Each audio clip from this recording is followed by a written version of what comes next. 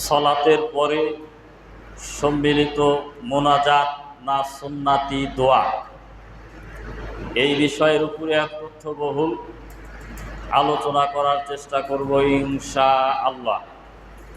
আল্লাহ আমাদের সকলকে শোনা বোঝা এবং সে অনুযায়ী আমল করার তৌফিক দান করুন। সকলে বলুন আমিন।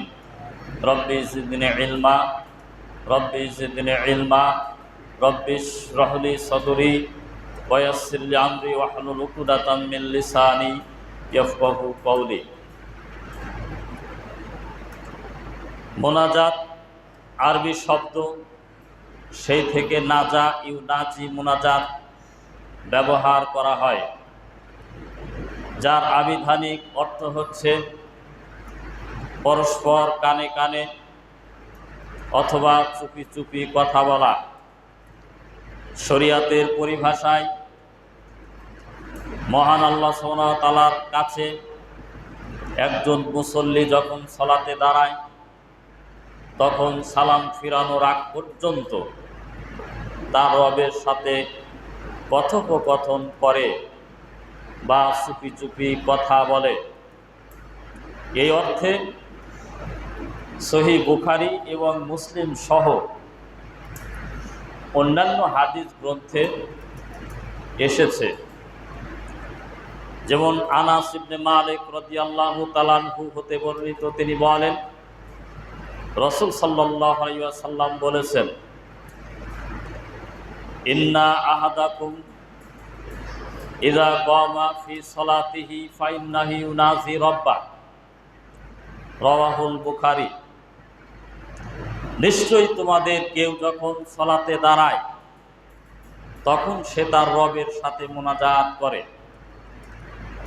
আনাস ইবনে মালিক রাদিয়াল্লাহু তাআলা আনহু হতে বর্ণিত, তিনি বলেন রাসূল সাল্লাল্লাহু আলাইহি ওয়াসাল্লাম বলেছেন, ইন্নাল মুমিনা ইযা কানা ফিস সালাতি ফাইন্নামা ইউনাজি রাব্বাহ, রাওয়াহুল বুখারী। যখন মুমিন সালাতের মধ্যে থাকে তখন সে তার রবের সাথে মোনাজাত করে। আব্দুল্লাহ ইবনে উমর রাদিয়াল্লাহু তাআলা আনহু হতে বর্ণিত, তিনি বলেন রাসূল সাল্লাল্লাহু আলাইহি ওয়াসাল্লাম বলেছেন, ইন্নাল মুসাল্লি ইউনাজি রাব্বাহ, নিশ্চয়ই মুসল্লি সে তার রবের সাথে মোনাজাত করে। রাসূল সাল্লাল্লাহু আলাইহি ওয়াসাল্লাম থেকে আরেকটি হাদিস এসেছে, ইযা কামা আহাদুকুম ইলাস সালাতি ফালা ইয়াবসুক আমামাহু ফাইন্নামা ইউনাজিল্লাহা মা দামা ফি মুসাল্লা, রাওয়াহুল বুখারী। যখন তোমাদের কেউ সালাতে দাঁড়ায় তখন সে যেন তার সামনে থুতু নিক্ষেপ না করে, কারণ যতক্ষণ সে মুসাল্লাতে সালাতরত থাকে ততক্ষণ সে তার রবের সাথে মোনাজাত করে। অত্র হাদিসগুলো থেকে বোঝা গেল যে একজন মুসল্লি যখন সালাতে দাঁড়ায় সালাত শেষ করার আগ পর্যন্ত মহান আল্লাহ সুবহানাহু ওয়া তাআলার সাথে কথা বলেন, মহান আল্লাহ সুবহানাহু ওয়া তাআলার সাথে মোনাজাত করেন। মোনাজাত শব্দের অর্থ হচ্ছে চুপি চুপি বা কানে কানে কথা বলা। সেই কথাগুলো কিন্তু একজন মুসল্লি যখন নামাজে দাঁড়ায় তখন মহান রবের সাথে তার কথা শুরু হয়ে যায় সালাতের সালাম ফিরানোর আগ পর্যন্ত। এবং রাসূল সাল্লাল্লাহু আলাইহি ওয়াসাল্লাম এটাও বললেন যে তোমাদের কেউ যখন নামাজে দাঁড়াবে তখন সে যেন সামনে থুতু নিক্ষেপ না করে, কারণ সে যতক্ষণ মুসাল্লাতে জায়নামাজে নামাজের জন্য থাকে ততক্ষণ তার রবের সাথে কথা বলে।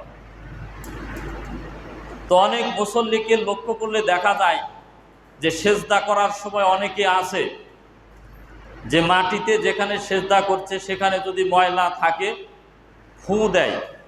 এটা কিন্তু নিষেধ, থুতু নিক্ষেপও করা যাবে না। এমনকি যেখানে সেজদা দিবেন সেখানে মাটি পড়ে আছে লক্ষ্য করে আপনি ফু দিবেন, এটাও আপনার ভুল ত্রুটি। তো এই হাদিসগুলো থেকে বোঝা যাচ্ছে যে আমরা যখন সালাত শুরু করি, তাকবীরে তাহরিমা বাঁধি, তখন থেকে আল্লাহ তাআলার সাথে মুনাজাত শুরু হয়ে যায়। হাদিসে কুদসিতে বলা হয়েছে, আন আবি হুরায়রা রাদিয়াল্লাহু তাআলা আনহু قال قال رسول الله صلى الله عليه وسلم من صلى صلاة لم يقرأ فيها بأم القرآن فهي خداج ثلاثا غير تمام فقيل لأبي هريرة رضي الله تعالى عنه إنا نكون فقال اقرأ بها في نفسك رواه মিশকাত। আবু হুরায়রা রাদিয়াল্লাহু তাআলা আনহু হতে বর্ণিত, তিনি বলেন রাসূল সাল্লাল্লাহু আলাইহি ওয়াসাল্লাম বলেছেন, যে ব্যক্তি সালাত আদায় করলো কিন্তু সালাতে উম্মুল কোরআন তথা সূরা ফাতিহা পাঠ করলো না, তার সালাত অসম্পূর্ণ, তার সালাত অসম্পূর্ণ, তার সালাত অসম্পূর্ণ। আল্লাহর নবী সাল্লাল্লাহু আলাইহি সাল্লাম 3 বার বলেছেন, রাসূল সাল্লাল্লাহু আলাইহি সাল্লাম 3 বার বলেছেন, যে ব্যক্তি নামাজে সূরা ফাতিহা পাঠ করে না, তার সালাত অসম্পূর্ণ, তার সালাত অসম্পূর্ণ, তার সালাত অসম্পূর্ণ। এই কথা আল্লাহর নবী 3 বার বলেছেন। ফাকিলা লি আবি হুরায়রা রাদিয়াল্লাহু তাআলা আনহু ইন্না নাকুনু ফাকালা ইকরা বিহা ফি নাফসিকা। আবু হুরায়রা রাদিয়াল্লাহু তাআলা আনহুকে জিজ্ঞাসা করলেন, হে আবু হুরায়রা রাদিয়াল্লাহু তাআলা আনহু, আমরা যখন ইমামের পিছনে সালাত আদায় করব তখনও কি পড়তে হবে? আবু হুরায়রা রাদিয়াল্লাহু তাআলা আনহু বললেন, তখনও তোমাকে সূরা ফাতিহা পড়তে হবে, ফি নাফসিকা, মনে মনে আপনাকে সূরা ফাতিহা পড়তে হবে। অত্র হাদিস থেকে বোঝা গেল যে আপনি যখন ইমামের পিছনে সালাত আদায় করবেন তখন আপনাকে মনে মনে সূরা ফাতিহা পাঠ করতে হবে। অত্র হাদিস থেকে বোঝা যায়। ওবাদা ইবনে সামিত রাদিয়াল্লাহু তাআলা আনহু হতে বর্ণিত, তিনি বলেন রাসূল সাল্লাল্লাহু আলাইহি ওয়াসাল্লাম বলেছেন, লা সালাতা লিমান লাম ইয়াকরা বিফাতিহাতিল কিতাব, যে ব্যক্তি সূরা ফাতিহা পাঠ করে না তার সালাত হয় না। এটা সহিহুল বুখারীর হাদিস। এগুলো হাদিস থেকে বোঝা যায় যারা সূরা ফাতিহা পাঠ করবে না তার সালাত হবে না। একাকী হলেও আপনাকে পড়তে হবে, ইমামের পিছনে হলেও আপনাকে পড়তেই হবে।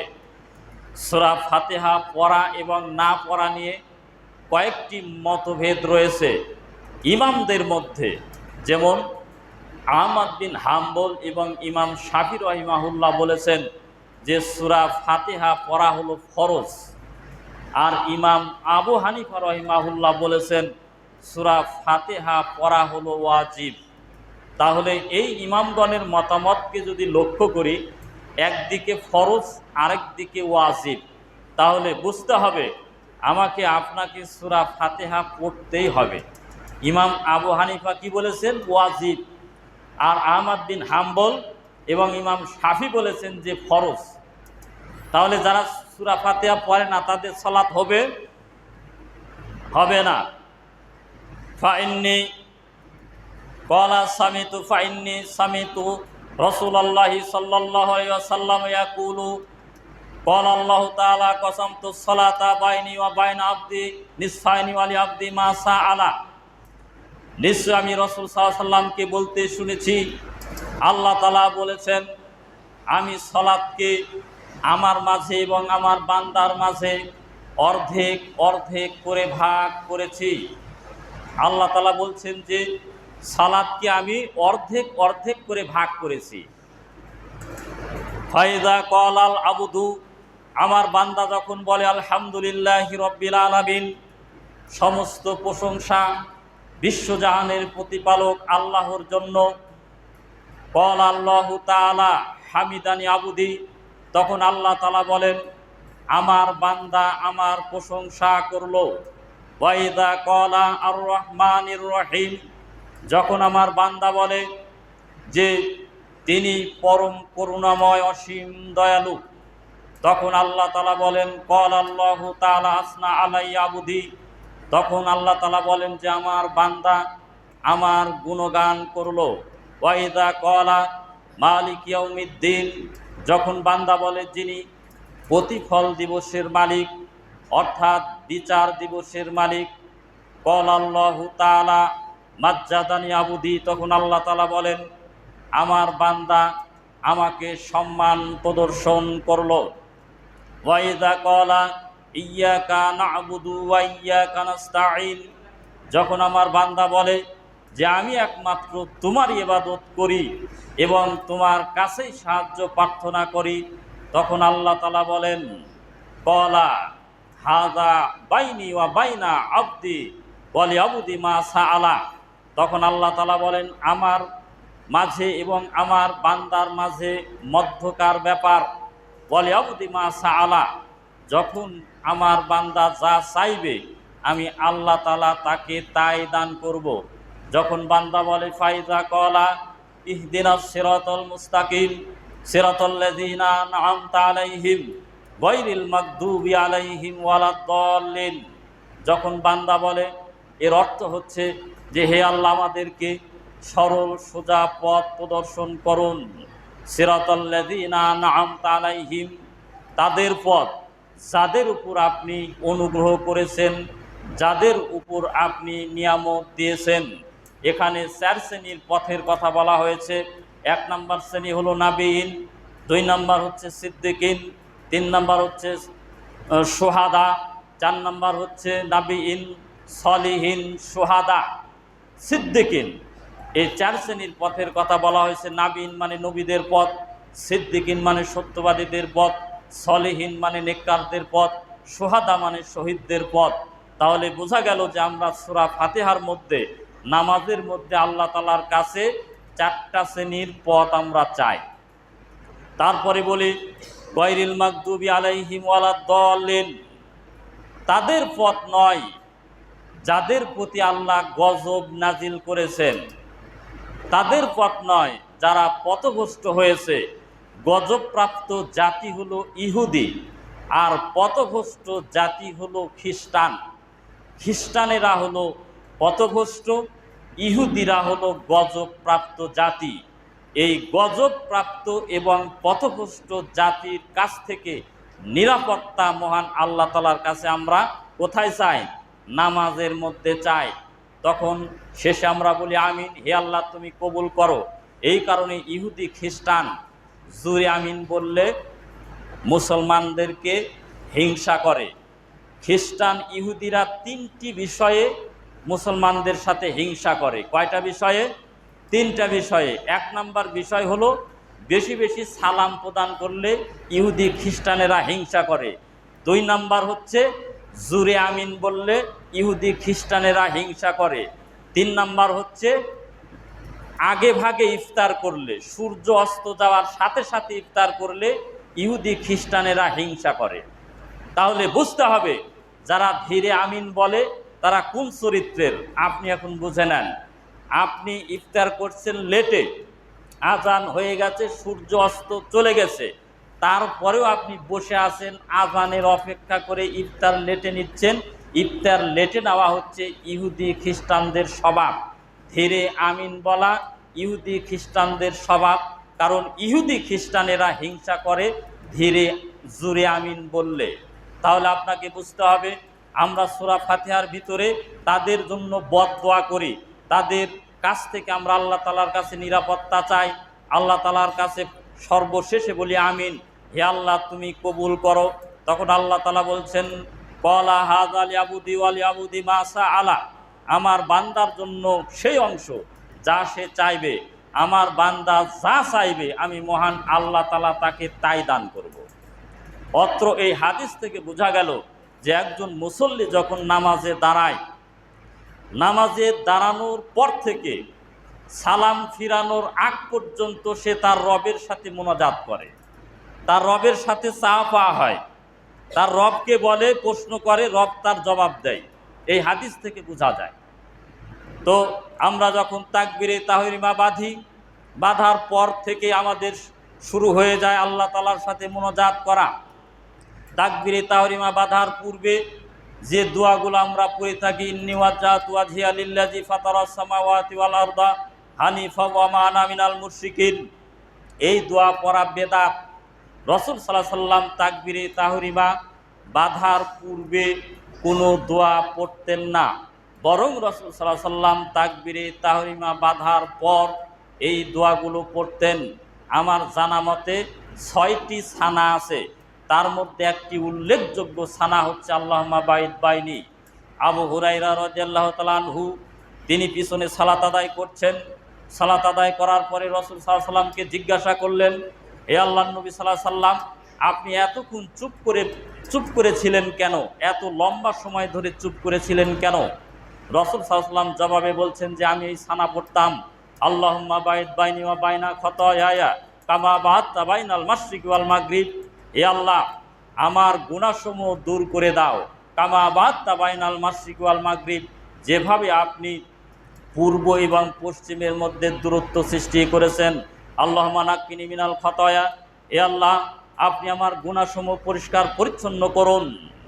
কামা ইউনাক্কাস সাওবুল আবয়াদু মিনাদ দানাস, যেভাবে ময়লা থেকে সাদা কাপড়কে পরিষ্কার পরিচ্ছন্ন করা হয়। আল্লাহুম্মা আগসিল খতায়ায়া বিল মাই ওয়াস সালজি ওয়াল বারাদ, হে আল্লাহ, আমার গুনাহসমূহ ধুয়ে ফেলুন পানি দ্বারা, বরফ দ্বারা এবং শিশির দ্বারা। এই ছানা আপনাকে মুখস্থ করতে হবে। রাসূল সাল্লাল্লাহু আলাইহি সাল্লাম সর্ব অবস্থায় ফরজ নামাজে ছানা পড়তেন, আর নফল নামাজে, রাতের নামাজে আল্লাহর নবী সাল্লাল্লাহু আলাইহি সাল্লাম এই ছানা পড়তেন, সুবহানাকা আল্লাহুম্মা ওয়া বিহামদিকা ওয়া তাবারাকাসমুকা ওয়া তাআলা জাদ্দুকা ওয়া লা ইলাহা গায়রুক। এই ছানার অর্থ আর ওই ছানার অর্থ রাত দিনের তফাৎ। এই ছানায় বলা হচ্ছে, দেখেন, সুবহানাকা আল্লাহুম্মা ওয়া বিহামদিকা, হে আল্লাহ, তোমার পবিত্রতা বর্ণনা করছি এবং তোমার প্রশংসা করছি। তাবারাকাসমুকা, তোমার নাম বরকতময় হোক। ওয়া তাআলা জাদ্দুকা, তোমার মর্যাদা সুউচ্চ হোক। ওয়া লা ইলাহা গায়রুক, এবং তুমি ছাড়া প্রকৃত কোনো ইলাহ নেই, মাবুদ নেই। এই পর্যন্তই শেষ। কিন্তু দেখেন, বাইদ বাইনি যে ছানা, এই ছানার অর্থ কত দূর। এই ছানা পড়ার পরে আপনি আউযুবিল্লাহ বিসমিল্লাহ পড়ার পরে সূরা ফাতিহা পড়বেন। সূরা ফাতিহা পড়ার শুরু থেকে শেষ পর্যন্ত আল্লাহ তাআলার সাথে চা পাওয়া হবে, মুনাজাত হবে। যখন আপনি রুকুতে যাবেন, রুকুতে যাওয়ার আগে আপনাকে রাফুল ইয়াদাইন করতে হবে। নাসিরউদ্দিন আলবানী বলেছেন, রাফুল ইয়াদাইন করলে 10টা নেকি হবে। একবার যদি রাফুল ইয়াদাইন করেন কয়টা নেকি হবে? 10টা নেকি হবে। তো একটা মানুষ যখন সালাতে দাঁড়ায়, 1 রাকাত সালাত পড়লে অন্তত পক্ষে 4 বার রাফুল ইয়াদাইন করা হয়। তাকবীরে তাহরিমা বাঁধার সময় একবার 10 নেকি, রুকুতে যাওয়ার আগে একবার 10 নেকি, রুকু থেকে উঠে একবার 10 নেকি। এইভাবে 4 রাকাত নামাজে যতবার আপনি রাফুল ইয়াদাইন করবেন 10টা করে নেকি পাবেন। প্রত্যেকটা হাতের 5টা করে আঙ্গুল আছে, 5 5 10। রাফুল ইয়াদাইন করবেন তাকবীরে তাহরিমা বাঁধার মতো করে। অনেকে আছে রাফুল ইয়াদাইন এইভাবে করে, মাজা বরাবর হাত তুলে চলে যায়। এই রাফুল ইয়াদাইন চলবে না। আপনাকে রাফুল ইয়াদাইন করতে হবে কাঁধ বরাবর। কি বরাবর? যেভাবে আপনি তাকবীরে তাহরিমার সময়ে হাত উত্তোলন করেছেন, ঠিক ওইভাবে আপনাকে রাফুল ইয়াদাইন করতে হবে। রাফুল ইয়াদাইন করে যখন রুকুতে গেলেন, রুকুতে যাওয়ার পর আপনার হাঁটু সুন্দরভাবে ফাঁকা ফাঁকা আঙ্গুল রেখে ধরতে হবে। হাতগুলো রডের মতো শক্ত থাকবে। অনেকেই 2 হাত এইভাবে ভাঁজ করে, ভাঁজ করা যাবে না। অনেকে আবার 2 হাত এইভাবে বুকের সাথে লাগিয়ে দেয়, এটাও চলবে না। আপনার হাতগুলো এইভাবে টান টান থাকবে, আর আঙ্গুলগুলো যখন আপনি হাঁটু ধরবেন ফাঁকা ফাঁকা থাকবে। মাথা এবং পিঠ সমান হতে হবে। মাথা পিঠ সমান না করলে আপনার রুকু বাতিল হয়ে যাবে।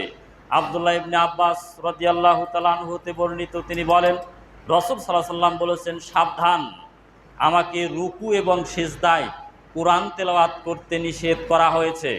রুকুতে এবং সিজদায় গিয়ে কোরআন মাজিদের আয়াত পড়া যাবে না। তিনি বলছেন যে ফা আম্মার রুকুউ ফাআযযিমু ফীহির রব্বা, তোমরা রুকুতে গিয়ে আল্লাহর মহত্ব ঘোষণা করো। সেখানে অনেকগুলো দোয়া আছে, তার মধ্যে সবচেয়ে যেটা কমন দোয়া সেটা পড়ি, সুবহানা রব্বিয়াল আযীম। এই দোয়ার অর্থ হচ্ছে মহাপবিত্র আমার রব মহান, এইটুকুই শেষ। অথচ আরও অনেক দোয়া আছে, তার মধ্যে উল্লেখযোগ্য একটি দোয়া, এই দোয়া মুখস্থ করতে হবে, সুবহানাকা আল্লাহুম্মা রব্বানা ওয়া বিহামদিকা আল্লাহুম্মা গফিরলি। এই দোয়া রাসূল সাল্লাল্লাহু আলাইহি ওয়াসাল্লাম শেষ জীবনে সবচেয়ে বেশি পড়েছেন। যখন নবী সাল্লাল্লাহু আলাইহি সাল্লামের উপর সূরা নাসর নাজিল হয়েছে, এই সূরা নাসর যখন নাজিল হয়, সূরা নাসর নাজিলের পর থেকে তিনি বুঝতে পারেন যে আমার হায়াত আর বেশি দিন নাই, আমি এই পৃথিবীতে অল্প সময় ধরে বাঁচব। তো সূরা নাসর নাজিলের পর থেকে আল্লাহর নবী সাল্লাল্লাহু আলাইহি সাল্লাম রুকুতে এবং সিজদায় এই দোয়া সবচেয়ে বেশি পড়েছেন, সুবহানাকা আল্লাহুম্মা রব্বানা ওয়া বিহামদিকা আল্লাহুম্মা গফিরলি। সুবহানাকা, হে আল্লাহ আমি তোমার পবিত্রতা বর্ণনা করছি, রব্বানা হে আমাদের প্রতিপালক, ওয়া বিহামদিকা তোমার প্রশংসা করছি, আল্লাহুম্মা গফিরলি হে আল্লাহ তুমি আমাকে ক্ষমা করো। এই দোয়ার অর্থ দেখেন কত সুন্দর। আর সুবহানা রব্বিয়াল আযীম, মহাপবিত্র আমার রব মহান, এই পর্যন্তই শেষ। আর এই দোয়াতে আপনার রবের প্রশংসা করা হচ্ছে, আপনার রবের পবিত্রতা বর্ণনা করা হচ্ছে এবং আপনার রবের কাছে ক্ষমা প্রার্থনা করা হচ্ছে। তাহলে এই দোয়া আপনারা শিখে নেবেন। রুকুতে যে পরিমাণ সময় কাটাবেন ঠিক সেই পরিমাণ আপনাকে উঠে দাঁড়াতে হবে। দাঁড়ানোর পরে আপনি সিজদায় যাবেন, সিজদায় যাওয়ার আগে আপনার হাত মাটিতে রাখতে হবে। হাঁটু আগে রাখার হাদিসগুলো জয়ীফ দুর্বল, আর হাত রাখার হাদিসগুলো সহিহ। আপনি যখন সিজদায় যাচ্ছেন হাত মাটিতে রেখে সিজদা করবেন, সিজদা করার পরে এক সিজদা দিয়ে আপনি উঠবেন। উঠার পরে যে পরিমাণ আপনি সিজদাতে সময় কাটিয়েছেন ওই পরিমাণ আপনাকে উঠে বসতে হবে।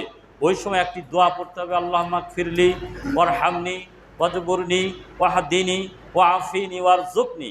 হে আল্লাহ আমাকে ক্ষমা করো, ওয়ারহামনি আমার প্রতি দয়া করো, ওয়াজবুরনি আমার অবস্থার সংশোধন করো, ওয়াহদিনি আমাকে হেদায়েত দান করো, ওয়ারযুকনি আমাকে রিজিক দান করো। এই দোয়া আল্লাহর নবী সাল্লাল্লাহু আলাইহি সাল্লাম পড়েছেন, হাদিসের গ্রন্থে এসেছে। এই দোয়া পড়ার পরে আপনি আবার দ্বিতীয় সেজদা করবেন। দ্বিতীয় সেজদা করার পরে আপনি যদি প্রথম রাকাত পড়েন তাহলে আপনাকে উঠে বসতে হবে। অনেক মানুষকে লক্ষ্য করলে দেখা যায় যে দুটি সেজদা করার পরে যখন এক রাকাত পড়ছে, এক রাকাত পরে দ্বিতীয় রাকাতের জন্য যখন উঠে যাচ্ছে তখন ওই এক টানে উঠে চলে যায়। এটা তাদের ভুল। কি করতে হবে? দুইটি সেজদা করে আপনাকে বসতে হবে, বসার পরে আপনাকে উঠতে হবে। মালিক ইবনে হুয়াইরিস রাদিয়াল্লাহু তাআলা আনহু তিনি বলছেন যে আমি রাসূল সাল্লাল্লাহু আলাইহি সাল্লামের নামাজ পড়া দেখলাম, আল্লাহর নবী সাল্লাল্লাহু আলাইহি সাল্লাম বেজোর রাকাতে যখন তিনি উঠতেন তখন দুটি সেজদা করার পরে তিনি চুপ করে বসতেন। বসার পরে মাটিতে ভর দিয়ে, দুই হাত মাটিতে রেখে ভর দিয়ে উঠতেন। হাঁটুতে ভর দিয়ে ওঠার হাদিসগুলো দুর্বল, জয়ীফ। আর মাটিতে হাত রেখে হাতের উপর ভর করে ওঠার হাদিসগুলো সহিহ। এখন আপনারা কোন হাদিসের উপর আমল করবেন আপনারা চিন্তা ভাবনা করবেন। আপনি উঠে গেলেন, ওঠার পরে আপনি তৃতীয় রাকাত পড়বেন। আবার যখন আপনি চতুর্থ রাকাতের জন্য উঠবেন, তৃতীয় রাকাতেও আপনার এইভাবেই করতে হবে। দুটি সেজদা দেওয়ার পরে আপনাকে বসতে হবে, বসার পরে আপনাকে উঠতে হবে। আপনি দুইটা সেজদা দিয়ে ওই মোড়ে উঠে যাবেন, আপনার এই সালাত গ্রহণযোগ্য হবে না। কারণ এই বৈঠকটাকে জালসাহে ইস্তিরাহাত বলা হয়, অর্থাৎ স্বস্তির বৈঠক বলা হয়। এই বৈঠক রাসূল সাল্লাল্লাহু আলাইহি সাল্লাম দিয়েছেন, তাহলে আপনি কেন দিবেন না? এইভাবে সালাত শেষ করবেন। সালাত শেষ করার পরে দেখেন আমরা যে সালাতের মধ্যে আল্লাহ তাআলার কাছে মোনাজাত করি, এই সালাতে যা পড়ি এগুলোর অর্থ কিন্তু আমরা বুঝি না। আমরা সেজদায় গিয়ে, রুকুতে গিয়ে কোনো কোরআনের আয়াত পড়া যাবে না, কোনো বাংলাতে দোয়া করা যাবে না। মাতৃভাষা বাংলা কিংবা মাতৃভাষা ইংরেজি কিংবা মাতৃভাষা উর্দু কিংবা মাতৃভাষা আরবি, এগুলোতে কিন্তু রুকুতে এবং সিজদাতে দোয়া করা যাবে না। তাহলে রুকুতে সিজদাতে দোয়া করতে হবে কিভাবে? নবী সাল্লাল্লাহু আলাইহি সাল্লাম যেগুলো দোয়া শিক্ষা দিয়েছেন এই দোয়াগুলো পড়তে হবে আর আপনার মনের ভিতরে আপনার ইচ্ছা আকাঙ্ক্ষার কথা নিয়ে আসতে হবে, নিয়ে আসে আপনি এই দোয়াগুলো পড়বেন। নবী সাল্লাল্লাহু আলাইহি সাল্লাম বলেছেন, আকরাবু মা ইয়াকুনুল আবদু মির রাব্বিহি ফায়াকুনু। রাসূল সাল্লাল্লাহু আলাইহি সাল্লাম বলেছেন যে তোমরা রুকুতে বেশি বেশি দোয়া করো, আশা করা যায় তোমাদের দোয়া কবুল করা হবে। তোমরা সিজদায় বেশি বেশি দোয়া করো, আশা করা যায় তোমাদের দোয়া কবুল করা হবে। তাহলে রুকু সুন্দরভাবে করতে হবে, সিজদা সুন্দরভাবে করতে হবে। করার পরে আপনি আত্তাহিয়াতুর বৈঠকে যাবেন। আত্তাহিয়াতু আমি পড়ি, কিন্তু এই অর্থ বুঝি না। আত্তাহিয়াতু লিল্লাহি ওয়াস সালাওয়াতু ওয়াত তাইয়্যিবাতু, আমার মৌখিক, শারীরিক এবং আর্থিক সমস্ত ইবাদত আল্লাহর জন্য। আসসালামু আলাইকা আইয়ুহান নবী ওয়া রাহমাতুল্লাহি ওয়া বারাকাতু, হে নবী আপনার উপর শান্তি, আল্লাহর রহমত এবং বরকত বর্ষিত হোক। আসসালামু আলাইনা ওয়া আলা ইবাদিল্লাহিস সালিহিন, এবং আমাদের উপর এবং নেককার বান্দাদের উপর শান্তি বর্ষিত হোক। আশহাদু আল্লা ইলাহা ইল্লাল্লাহ, আমি সাক্ষ্য দিচ্ছি যে আল্লাহ ছাড়া প্রকৃত কোনো ইলাহ নেই, মাবুদ নেই। ওয়া আশহাদু আন্না মুহাম্মাদান আবদুহু ওয়া রাসূলুহু, এবং আমি আরও সাক্ষ্য দিচ্ছি যে মুহাম্মদ সাল্লাল্লাহু আলাইহি ওয়াসাল্লাম তার বান্দা ও রাসূল। আত্তাহিয়াতুতে আমরা এই দোয়াটা পড়ে থাকি। এই দোয়ার অর্থ আমরা বুঝি, অথচ দেখেন আমরা নামাজের ভিতরে আল্লাহ তাআলার কাছে প্রার্থনা করতেছি, তারপরে দরুদ শরীফ পড়ি, আল্লাহুম্মা সাল্লি আলা মুহাম্মাদ, হে আল্লাহ মুহাম্মদ সাল্লাল্লাহু আলাইহি ওয়াসাল্লামের উপর শান্তি বর্ষণ করো। কামা সাল্লাইতা আলা ইব্রাহিম, যেভাবে আপনি ইব্রাহিম আলাইহিস সালামের উপর শান্তি বর্ষণ করেছেন। এই ইন্নাকা হামিদুম মাজিদ, নিশ্চয় আপনি সম্মানিত প্রশংসিত। আল্লাহুম্মা বারিক আলা মুহাম্মাদ ওয়া আলা আলি মুহাম্মাদ কামা বারাকতা আলা ইব্রাহিম ওয়া আলা আলি ইব্রাহিম ইন্নাকা হামিদুম মাজিদ, হে আল্লাহ মুহাম্মদ সাল্লাল্লাহু আলাইহি ওয়াসাল্লামের উপর বরকত অবতীর্ণ করুন, যেভাবে ইব্রাহিমের উপরে এবং তার পরিবার বর্গের উপরে বরকত অবতীর্ণ করেছেন। ইন্নাকা হামিদুম মাজিদ, নিশ্চয় আপনি সম্মানিত প্রশংসিত। তারপরে দোয়া মাসুরা পড়ি। দোয়া মাসুরার অর্থ অধিকাংশ মুসলমান আমরা জানি না। আল্লাহুম্মা ইন্নী যালামতু নাফসি যুলমান কাসীরা ওয়া লা ইয়াগফিরুয যুনুবা ইল্লা আনতা, হে আল্লাহ আমি নিজের নফসের উপরে জুলুম করেছি, অত্যাচার করেছি। ওয়া লা ইয়াগফিরুয যুনুবা ইল্লা আনতা, আপনি ছাড়া পাপ ক্ষমা করার কেউ নেই। ফাগফিরলি, সুতরাং আপনি আমাকে ক্ষমা করুন। মাগফিরাতাম মিন ইনদিকা, ক্ষমা আপনার পক্ষ থেকে হয়। ইন্নাকা আনতাল গফুরুর রহিম, নিশ্চয় আপনি ক্ষমাশীল পরম দয়ালু। আমরা নামাজের মধ্যে কিন্তু বলতেছি। তাহলে এগুলো দ্বারা কি বোঝা যায়? যে আপনার তাকবীরে তাহরিমা বাঁধার পর থেকে সালাম ফিরানোর আগ পর্যন্ত আল্লাহ তাআলার সাথে মুনাজাত করা হয়। গোটা নামাজই হচ্ছে মুনাজাত। অথচ আমরা কি করি? ফরজ নামাজের পরে সম্মিলিতভাবে মুনাজাত করি। এই মর্মে কোনো প্রমাণ কোরআন এবং সহিহ হাদিসে নেই। সূরা নিসার 103 নম্বর আয়াতে বলা হয়েছে, ফাইজা ওয়াদাইতুমুস সালাতা ফাজকুরুল্লাহা কিয়ামান ওয়া কুউদান ওয়া আলা জুনুবিহিম, আল্লাহ তাআলা বলছেন যখন তোমাদের সালাত শেষ হবে তখন তোমরা আল্লাহকে স্মরণ করো, আল্লাহর জিকির করো, দাঁড়িয়ে, বসে এবং শায়িত অবস্থায়। সালাতের সালাম ফিরানোর পরে আপনাকে কি করতে হবে? দাঁড়িয়ে অথবা বসে অথবা শায়িত অবস্থায় বিভিন্ন দোয়া পড়তে হবে। রাসূল সাল্লাল্লাহু আলাইহি সাল্লাম থেকে বর্ণিত হয়েছে, আল্লাহর নবী সাল্লাল্লাহু আলাইহি সাল্লামকে জিজ্ঞাসা করা হলো, আয়ুদ দোয়াইল আসমা, কোন দোয়া সর্বাধিক গ্রহণযোগ্য? রাসূল সাল্লাল্লাহু আলাইহি সাল্লাম বললেন, কলা খাউফুল লাইলিল আখির ওয়া দুবুরুস সালাওয়াতুল মাকতুবাত। রাসূল সাল্লাল্লাহু আলাইহি সাল্লাম বললেন যে শেষ রাতের দোয়া এবং ফরজ সালাতের পরে দোয়া। তবে দুবুরুস সালাতের অর্থ দুইভাবে গ্রহণ করেছেন মুহাদ্দিসে কেরামগণ। এর অর্থ দুইটি দাঁড়ায়। যেমন একটি অর্থ হচ্ছে কোনো হাদিসে যখন দুবুরুস সালাত এসেছে তখন এর অর্থ দাঁড়াবে ফরজ সালাতের সালাম ফিরানোর আগে দোয়া করা।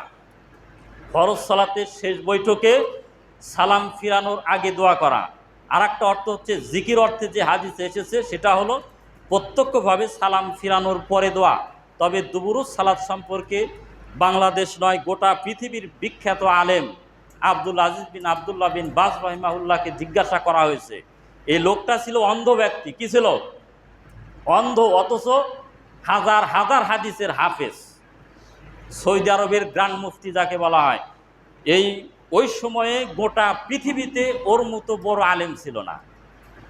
তো তাকে জিজ্ঞাসা করা হয়েছে যে দুবুরুস সলাত শব্দের অর্থ কি বোঝায়। তো তিনি বলেছেন যে দুবুরুস সলাত অর্থাৎ সলাতের পরে বলতে বোঝানো হয়েছে সালাম ফেরানোর আগে, শেষ বৈঠকে সালাম ফেরানোর আগে দোয়া করা, আর প্রত্যক্ষভাবে সালাম ফিরানোর পরে দোয়া করা। সালাম ফিরানোর পরে আপনি জিকির আজগার বিভিন্ন তাসবিহ তাহলিল পাঠ করবেন। পাঠ করার পরে যদি আপনি সাধারণভাবে দোয়া করেন, নিজে নিজে এককভাবে করবেন, কিন্তু সম্মিলিতভাবে করলে বেদাত হবে।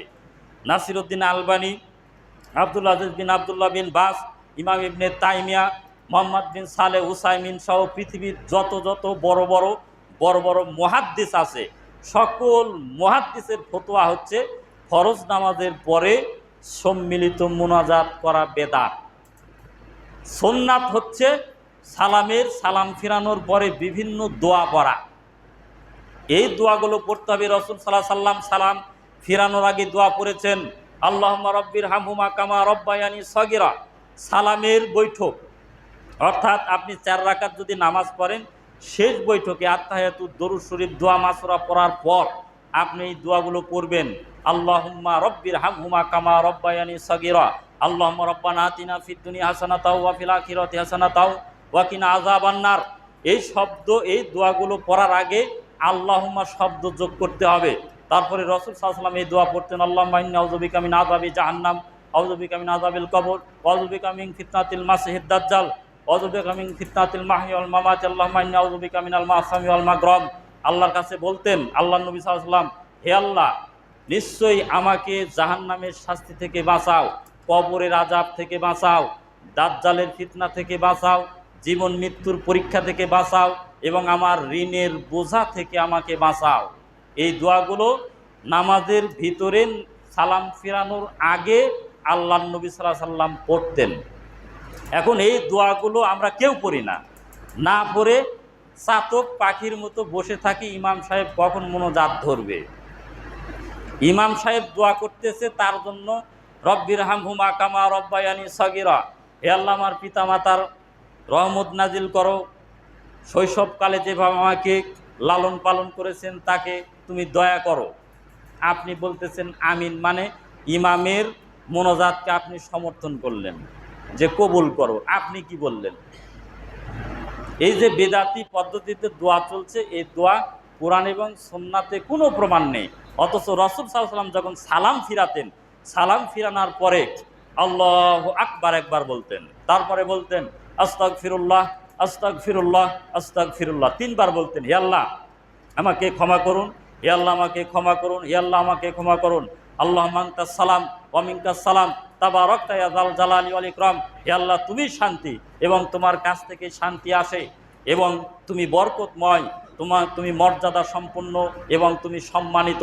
তারপরে বলতেন লা ইলাহা ইল্লাল্লাহু ওয়াহদাহু লা শারীকা লাহু লাহুল মুলকু ওয়া লাহুল হামদু ওয়া হুয়া আলা কুল্লি শাইইন কাদির। আল্লাহুম্মা লা মানি আলিমাম মুতিয়া মানাতা ওয়া ইয়ানফাউ জাদ্দি মিনকাল জাদ্দু। এই দোয়া পড়তেন। আবার রাসূল সাল্লাল্লাহু আলাইহি ওয়াসাল্লাম আয়াতুল কুরসি পাঠ করতেন। এই আয়াতুল কুরসির এত মর্যাদা ফজিলত বর্ণনা করেছেন। আন আবি উমামা রাদিয়াল্লাহু তাআলা আনহু ক্বালা রাসূলুল্লাহ সাল্লাল্লাহু আলাইহি ওয়াসাল্লাম মান ক্বারাআ আয়াতুল কুরসি দুবুরা কুল্লু সালাতিন মাকতুবাতিন লাম ইয়ামনাহু মিন দুখুলিল জান্নাতি ইল্লাল মাউত। রাসূল সাল্লাল্লাহু আলাইহি ওয়াসাল্লাম বলেছেন, কেউ যদি প্রত্যেকটা ফরজ সালাতের পরে আয়াতুল কুরসি পাঠ করে, মৃত্যু ছাড়া জান্নাতে প্রবেশের কেউ বাধা প্রদান করবে না। এত ফজিলতপূর্ণ একটি দোয়া। সূরা বাকারা 254 নম্বর আয়াত। এই আয়াতটা আপনারা মুখস্থ করবেন। নবী সাল্লাল্লাহু আলাইহি ওয়াসাল্লাম বলেছেন, কেউ যদি প্রত্যেকটা ফরজ সালাতের পরে এই আয়াতুল কুরসি পাঠ করে, রাসূল সাল্লাল্লাহু আলাইহি ওয়াসাল্লাম বলেছেন যে মৃত্যু ছাড়া কেউ তাকে জান্নাতে প্রবেশে বাধা দিবে না। তার মানে বোঝা যাচ্ছে যে মৃত্যুই শুধু বাকি জান্নাতে যাওয়া। মৃত্যুবরণ করলেই আল্লাহ তাআলা তাকে জান্নাত প্রদান করবেন। নবী সাল্লাল্লাহু আলাইহি ওয়াসাল্লাম ফরজ সালাতের পরে 33 বার সুবহানাল্লাহ, 33 বার আলহামদুলিল্লাহ, 34 বার আল্লাহু আকবার বলতেন। অথবা 33 বার যদি আল্লাহু আকবার বলেন, তাহলে 34 বার পূর্ণ করতে গেলে এই দোয়া পড়তে হবে, লা ইলাহা ইল্লাল্লাহু ওয়াহদাহু লা শারীকা লাহু লাহুল মুলকু ওয়া লাহুল হামদু ওয়া হুয়া আলা কুল্লি শাইইন কদির। এই আমল যারা করবে, রাসূল সাল্লাল্লাহু আলাইহি ওয়াসাল্লাম বলেছেন, গুফিরাত খতায়াহু ওয়া ইন কানাত মিসলা জাবাদিল বাহার। কেউ যদি এই দোয়া পড়ে, আল্লাহর নবী সাল্লাল্লাহু আলাইহি ওয়াসাল্লাম বলেছেন তার সমস্ত গুনাহ মাফ করে দেওয়া হবে। ওয়া ইন কানাত মিসলা জাবাদিল বাহার, যদিও তার সমুদ্রের ফেনা পরিমাণ তার গুনাহ থাকে। সমুদ্রের যে পানি রয়েছে, পানির সাথে পানি বাড়ি লেগে ফেনা সৃষ্টি হয়। এই সমুদ্রের মধ্যে যত ফেনা আছে, এই ফেনা আবার পানির সাথে পানি বাড়ি লেগে লেগে আস্তে আস্তে মিশে যায়। তো আপনার যদি ওই পরিমাণ গুনাহ থাকে, আল্লাহ তাআলা এই আমল করার কারণে আপনার সমস্ত গুনাহ আল্লাহ তাআলা মাফ করে দিবেন। তাহলে কিসের জন্যে মানুষ এই ফরজ নামাজের পরে কিংবা অন্যান্য নামাজ আদায় করার পরে সম্মিলিত মোনাজাতের জন্য বসে থাকে? আল্লাহর নবী সাল্লাল্লাহু আলাইহি ওয়াসাল্লাম থেকে অসংখ্য দোয়া আছে। এই দোয়াগুলো যদি আপনাদের সামনে বলতে লাগি, কমপক্ষে 30 মিনিট লাগবে এই দোয়াগুলো শেষ করতে, আরও 30 মিনিট বক্তব্য দেওয়া লাগবে। এত দোয়া আছে আল্লাহ রাসূল সাল্লাল্লাহু আলাইহি ওয়াসাল্লাম থেকে বর্ণনা। এই দোয়াগুলোর সাথে মানুষের কোনো পরিচিতি নাই, মানুষ জানেও না, বুঝেও না এবং শোনা বোঝার চেষ্টাও করে না, কিন্তু মোনাজাত করার জন্য উদ্গ্রীব, আগ্রহ প্রকাশ করে যে হুজুর সবই করলো, সবই সালাত আদায় সুন্দর করে করালো, কিন্তু মোনাজাত করলো না। অনেক ইমামের আবার মোনাজাত না করার কারণে চাকরিও চলে যায়। ওই কর্তৃপক্ষ, ওই মসজিদের কমিটির কোরআন সুন্নাহর কোনো জ্ঞান নেই। জ্ঞান না থাকার কারণে ওই ইমামের উপর টর্চারিং করে ইমামকে বাদ দিয়েছে। এজন্য আল্লাহ তাআলা বলেছেন, মসজিদের দায়িত্ব পালন করবে ওই শ্রেণীর মানুষ যারা পরেজগার, নামাজি, আল্লাহকে ভয় করে, আল্লাহ ছাড়া কাউকে ভয় করে না, সালাত কায়েম করে, যাকাত প্রদান করে। এই ধরনের নামাজি মানুষ মসজিদের সভাপতি, সেক্রেটারি হবে। কোনো বেনামাজি, ফাসেক, মোরতাদ এরকম ব্যক্তি কোনো মসজিদ মাদ্রাসার সেক্রেটারি হতে পারবে না। দলিল সূরা মাইদার সূরা তওবার 17-18 নম্বর আয়াত আপনারা আজকে বাড়িতে গিয়ে খুলে দেখবেন। যারা মসজিদ দেখভাল করবে, দেখাশোনা করবে, দায়িত্ব পালন করবে, তাদের নামাজি হতে হবে। আল্লাহ তাআলা বলেছেন তাদের যাকাত দিতে হবে, তাদেরকে আল্লাহকে ভয় করতে হবে, আল্লাহ তাআলা বলেছেন। তো দেখা যায় যে আমাদের বাংলাদেশে অধিকাংশ মসজিদের কমিটির লোকজন অশিক্ষিত, মূর্খ, কোরআন হাদিসের কোনো জ্ঞান নেই, বেনামাজি, ফাসেক, সুদের সাথে জড়িত, ঘুষের সাথে জড়িত, জেনা ব্যভিচার, অন্যায় অবিচারের সাথে জড়িত। এই সমস্ত মানুষের টাকা বেশি, তাই ওকে মসজিদের সভাপতি, সেক্রেটারি তৈরি করা হয়েছে। কিন্তু আল্লাহ তাআলা কি বলছেন? সূরা তওবার 17-18 নম্বর আয়াতে কি বলছেন?